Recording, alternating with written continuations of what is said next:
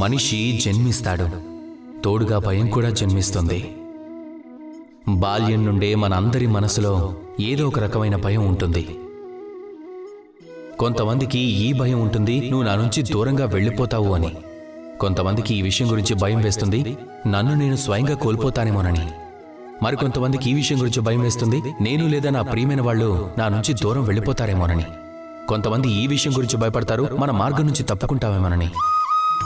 ఇలాంటివి ఇంకా ఎన్నో. కానీ నిజం చెప్పాలంటే ఆలోచించండి, ఈ భయం అసలు వాస్తవిక రూపంలో ఏంటి? కేవలం ఇదొక మనోస్థితి, ఇంకేమీ కాదు. ఏదైతే మీరు జీవితంలో పొందారో దాన్ని కోల్పోవాలి కూడా. ఈ జీవితం ఈరోజు మీది, దీని అంతం కూడా జరగాల్సిందే. అప్పుడిక భయపడాల్సిన అవసరం ఏముంది?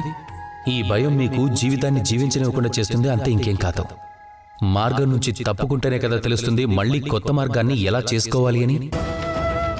కొంతమందిని జీవితంలో నుండి కోల్పోతే అప్పుడు తెలుస్తుంది మీకు మీ వాళ్ళు ఎవరు అని. ఈ భయాన్ని చూసి అస్సలు భయపడకండి. ఈ నక్షత్రాలు కూడా చీకటి లేకుంటే బలహీనమైనవే. శివుడు కూడా మహాదేవుడవడానికి విషాన్ని తాగాల్సి వచ్చింది. ప్రతి స్థితి, ప్రతి సఫలం మిమ్మల్ని పరీక్షిస్తుంది. అందులో మీ విజయాన్ని సాధించడం మీ కార్యం. ఎప్పుడైనా మీ సమక్షంలోకి భయం వచ్చినా, ఏదైనా ఆపదొచ్చినా భయపడకుండా ధైర్యంగా దాన్ని ఎదుర్కోండి. గుర్తుపెట్టుకోండి, ఎవరైతే పోరాడతారో స్వయంగా విజయమే వారి ముందుకొస్తుంది.